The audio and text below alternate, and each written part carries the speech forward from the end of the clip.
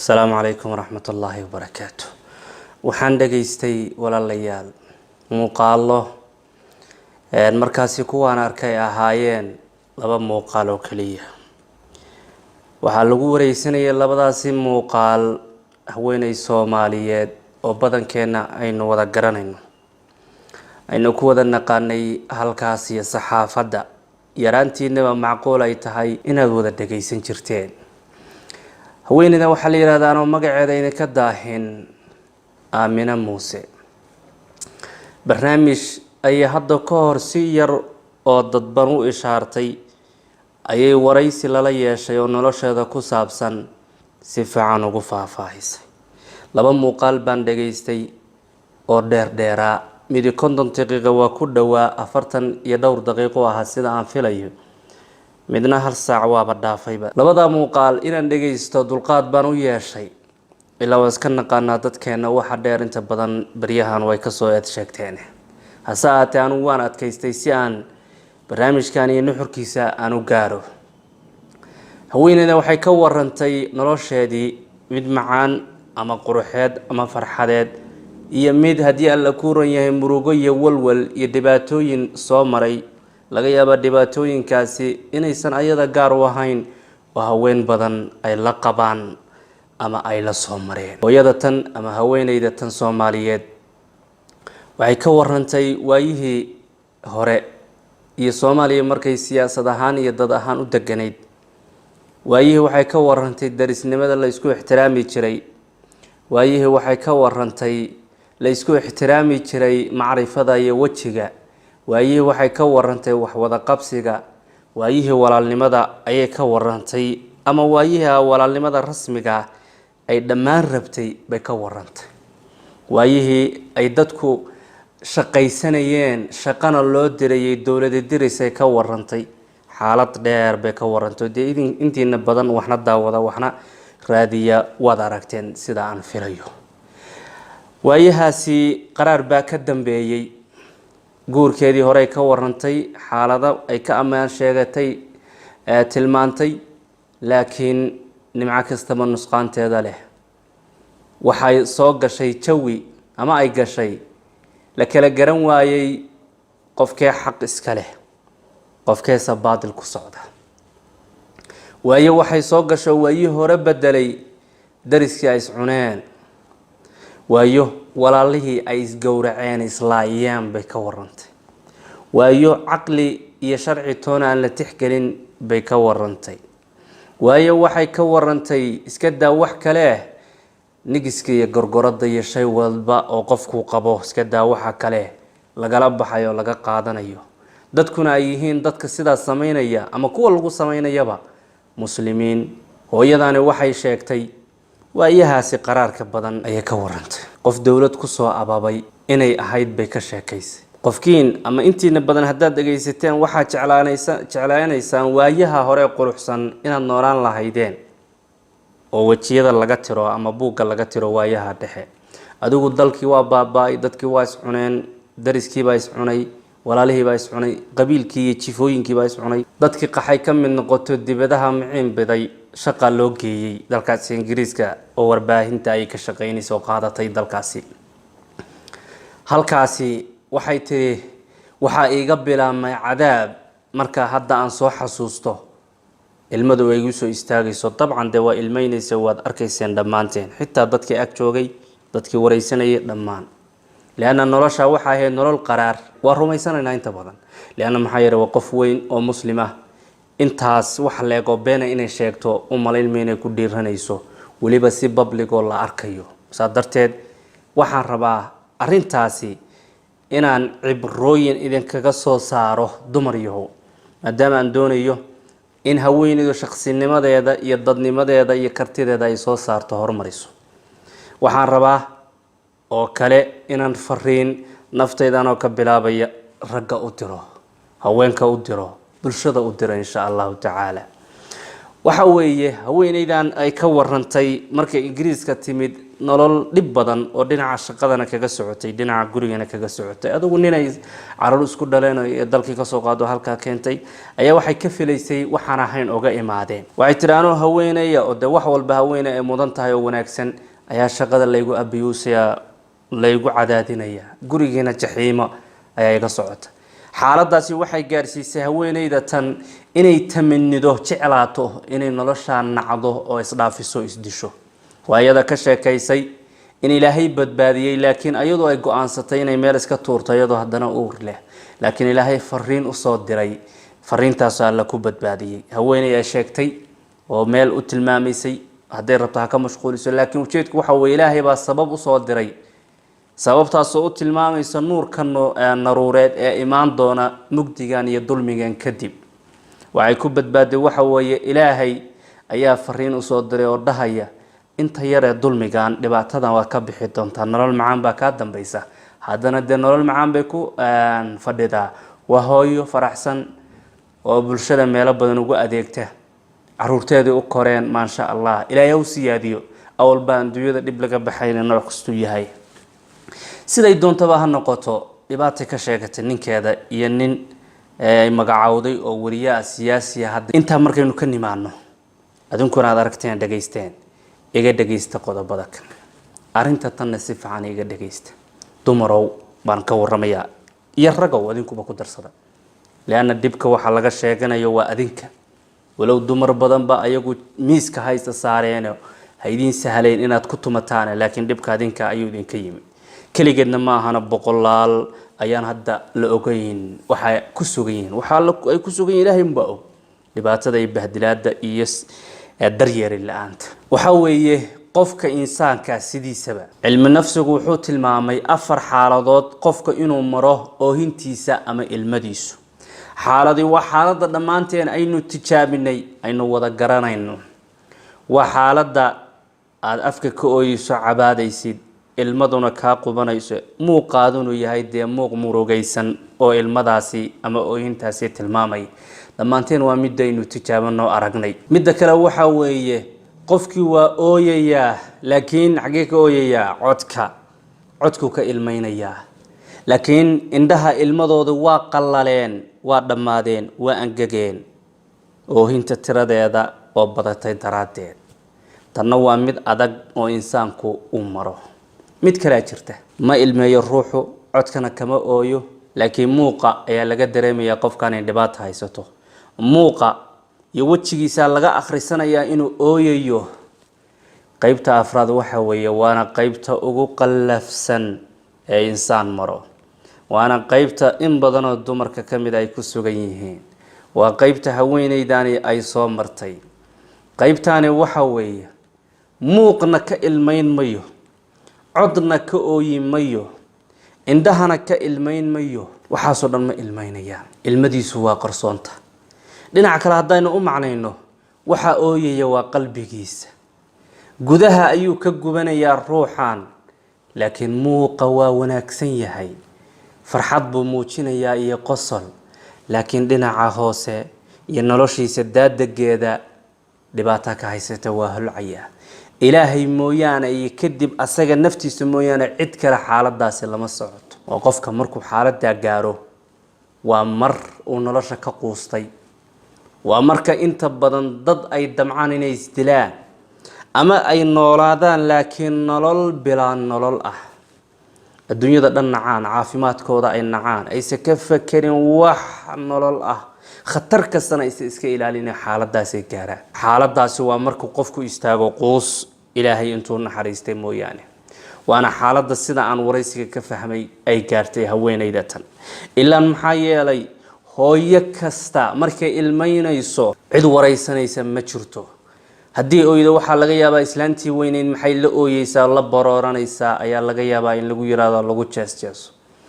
haddii ooydo waxay ka ilaalinaysaa caruurteeda oo in ay moraal ahaan u saameeyaan bay ka ilaalinaysaa meel cilaabay tagaysaa suuligay xiranaysaa qol gooniya ay soo xiranaysaa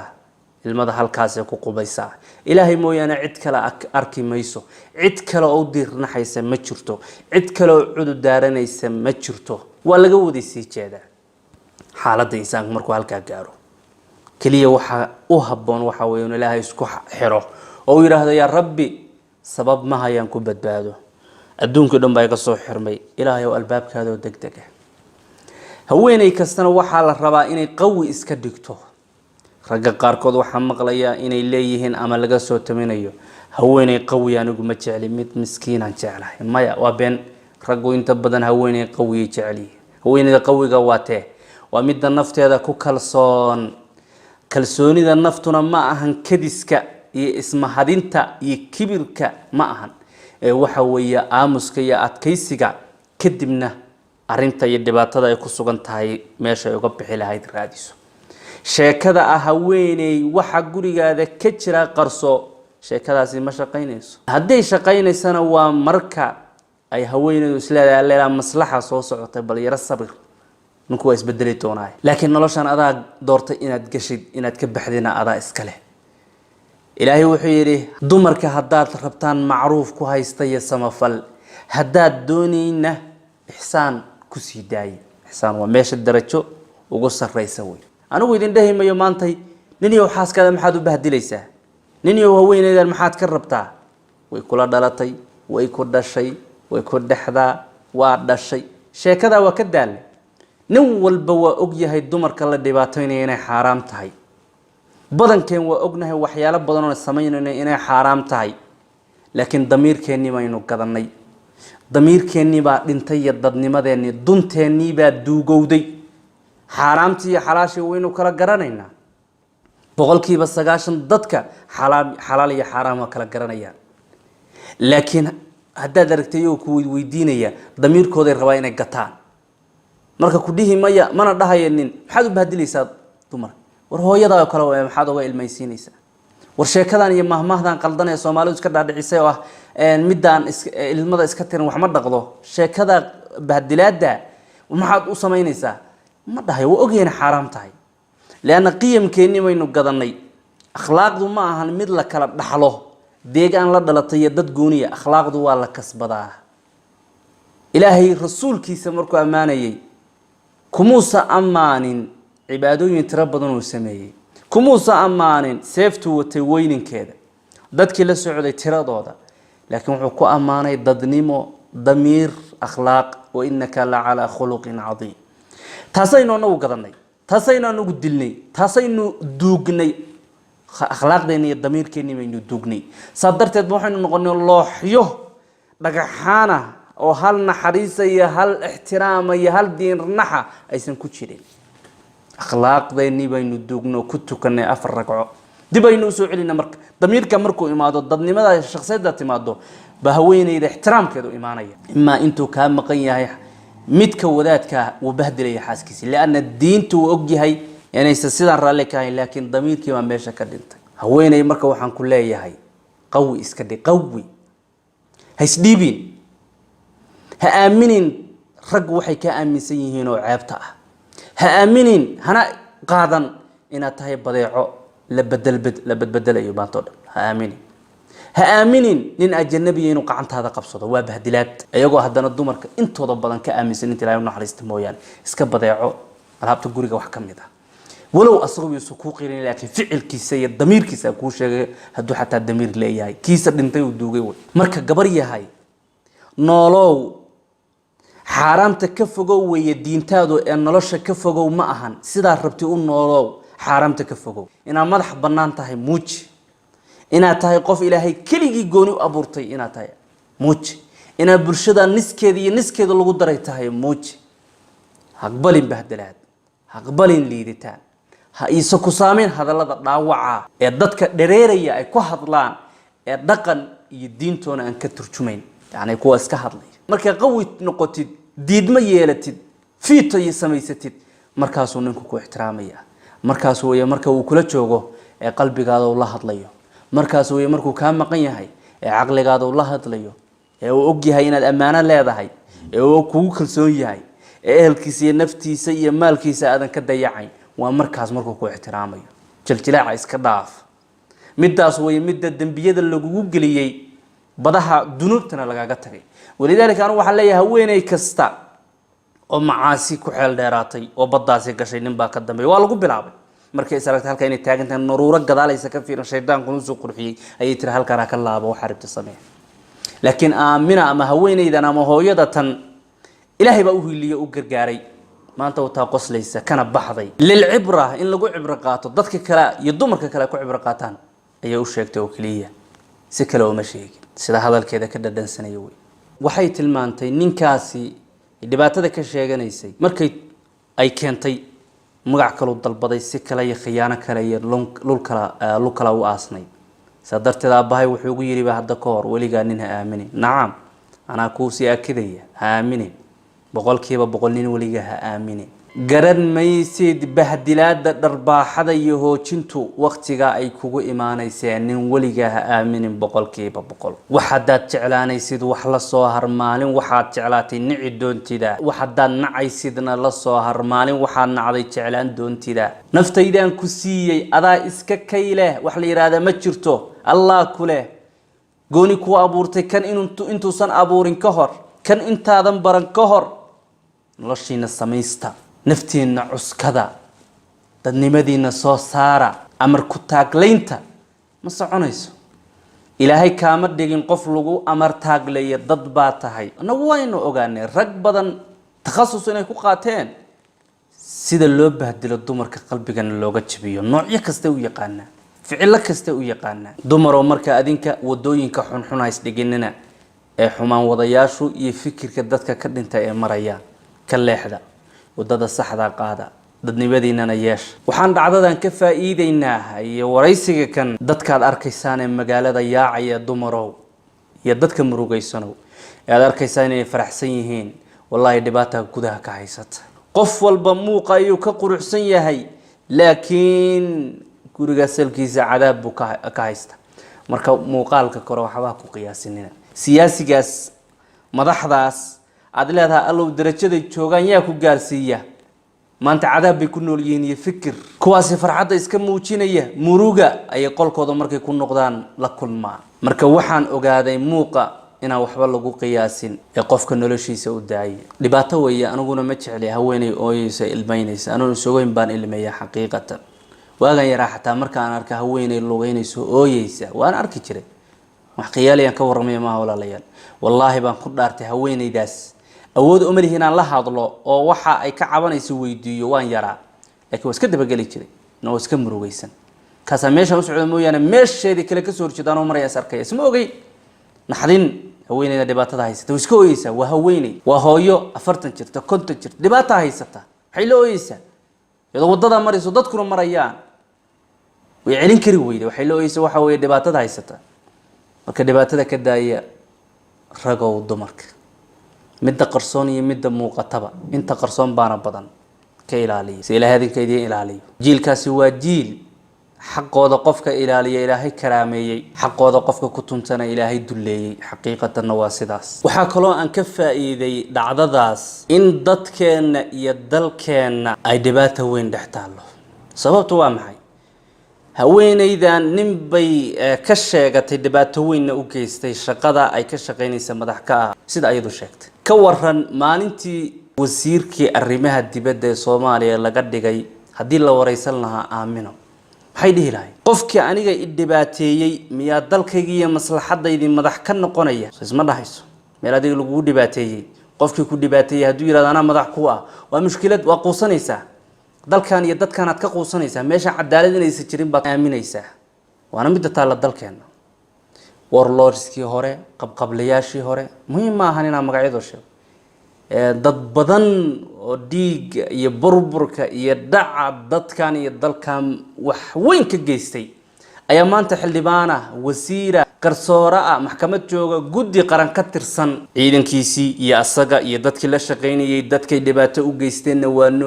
nool yihiin magaaladayba joogaanba dadkii dhibaatada loo geystay dadkoodii baa joogaba hadduu arko wiilka kan adeerkiisaan oo naafa ah oo qabqablahaasi uu dhibaato u geystay hadda ka hor qabqablihiin inuu yahay hadda mid xubin ka ah hay'ado qaran muxuu leeyahay war qarankaani ma baahanba qarankaadii ma dadka adiga ku dhibaateeyay ama dadkaadii dhibaateeyay ama deegaankaadii dhibaateeyay ba madaxa marka madaxnimada raadinayna waa maxay dalka raadinayna waa maxay qofka inuu quusto soo ma ahan oo dalkaas iyo dadka habaaro soo ma ahan qofka la dulmiyana waligiis dulmiga loo geysta ma hilmaamo waligii hilmaami maayo marka iska jira dadka aynu dulminayno dulmigaasi cawaaqib xumada u leeyahay cafis weydiista dhammaantiin anoo kala reebin dadka cafis wadareed iyadoo aan la samayn urxumada dad badan ku taala ka bixi mayso xaqiiqatan ee dalkeena joogo dadkeena kamid ah aaminana kamid dadka niyada wanaagsan ee qalbigiisa fiyow ee wax su keeni kara ee xiqdiga iyo xumaanta dadka la dhex dhigay ka saari kara dadkaasi ummadda madaxnimadooda iyo dadnimadooda loo dhiibo waxaan kaloo rabaa aamino iyo qof walba u sheego dhibaatadu waxay ku soo aadaysaa qalbi fiyowbiga aad leedahay qof walba qofku intuu qalbigiisa fiyowya iska daacad yahay bay dhibaatada ku badataaba ambiyada ilaahay hadaynu fiirinay nebiyaashii nebi kasta intuu ilaahay uga dhawaa ayaa dhibku ku badanayay markaas rasuulku wuxuu yiri qofba qofku ka wanaagsan yahay ka niyad wanaagsan yahay ka amal wanaagsan yahay baa dhibka ku badanaya marka aakhira u imaado waa nadiif qofkan xisaab loo furayo ma jirto ya buug hore jannada ka gal ilaa wixiisa waa laga mayray dulmigii loo geysanayay dhibaatadii loo geysanayay baa laga mayray mufliska qofka loo yaqaan cayrta ah faqiirka qofka maanta cibaadeysanaya xaj iyo umro iyo soom iyo khayr walba sameynaya laakiin qofkan dulmiyay dhiigiisa daadiye kan xantay kan xoolihiisa qaatay qiyaam iimaanaya waa faqiir xoolihiisaasi oo ah khayraadku uu soo sameeyay salaad al qaadanaya asagana narba la gelinaya subhanallah maalinka ka wada fakara marka intaynu maanta isxiqin lahayn yaan jiric laga deerin adihi lahayd nin yahow dulmiga geystay qofka dulmiga geystay cafide waxaana dhahdaa aamina iyo qof kastoo la mid ah ilaahu musiibadayda aan iga ajirsi oo ajirkeeda hayga dayicin waan sabray in sha Allah ta'ala maanta waa adduunyo barrina waa aakhiro barakallahu fiikum